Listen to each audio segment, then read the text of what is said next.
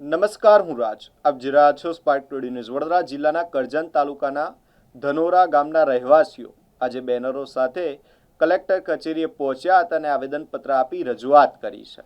ગ્રામજનોનો આક્ષેપ છે કે છેલ્લા 40થી 50 વર્ષથી સરકારની વિવિધ આવાસ યોજના હેઠળ મળેલા મકાનોમાં તેઓ વસવાટ કરી રહ્યા છે અને કોઈપણ પ્રકારનું ગેરકાયદેસર દબાણ કર્યું નથી. રહેવાસીઓનું કહેવું છે કે વર્ષ 2025ની ગ્રામ પંચાયત ચૂંટણી બાદ રાજકીય વેરઝેરના કારણે તેમને દબાણના નામે નોટિસો ફટકારવામાં આવી રહી છે. ગ્રામજનોએ કેટલાક સ્થાનિક વ્યક્તિઓ પર ખોટી ફરિયાદો કરીને હેરાનગતિ કરવાના આક્ષેપો પણ લગાવ્યા છે. આ મામલે ગ્રામજનોએ મામલતદારને રજૂઆત કરી નોટિસ પર પુનઃવિચાર કરવા અને યોગ્ય તપાસ બાદ ન્યાય આપવા માંગ કરી છે. હાલ સમગ્ર મામલે તંત્ર દ્વારા રજૂઆત સ્વીકારી આગળની કાર્યવાહી હાથ ધરવામાં આવશે.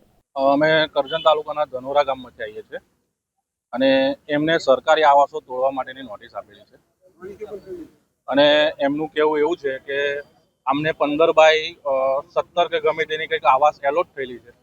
હવે એવું છે કે ગરીબનો છોકરો 15/17ની અંદર જન્મે, 15/17ની અંદર જ મરી જાય, એનાથી ના સારું એજ્યુકેશન લેવાય, ના સારી નોકરી કરાય કે ના પૈસો કમાય. પૈસો કમાઈને તમે 4 વ્હીલ લાવો, ટ્રેક્ટર લાવો કે ગમે તે લાવો તો એ કમાઈને તમે આગળ તો વધી શકો છો ને. એવું જરૂરી થોડું છે કે ગરીબનો છોકરો આવાસમાં જાય ને આવાસમાં જ મરી જાય.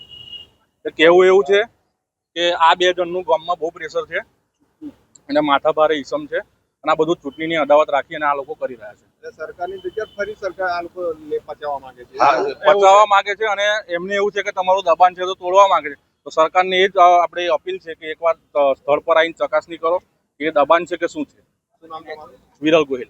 હું ધનોરા ગામનો વતની છું. મારું કરજણ તાલુકો ગામ છે અને જિલ્લો વડોદરા.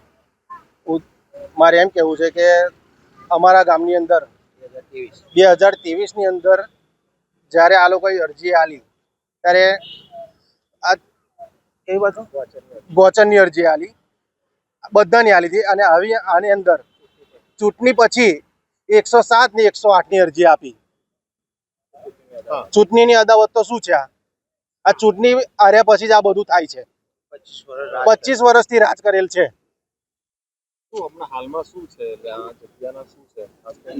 ઇન્દિરા આવાસ ને સરદાર આવાસ છે એ લોકોએ તોડવાની અરજી આલી. ગોપાલસિંહ મોહનસિંહ ચૌહાણ અને ઉપેન્દ્રસિંહ પ્રવીણસિંહ ચૌહાણ.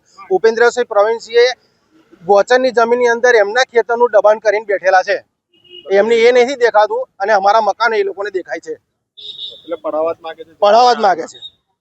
કઈ રજૂઆત કરવા અમે કલેક્ટર સાહેબને મળવા આવ્યા છે કે અમારા આવાસ બચાવો એમ. શું નામ તમારું? જીતેન્દ્રસિંહ રતનસિંહ ચૌહાણ.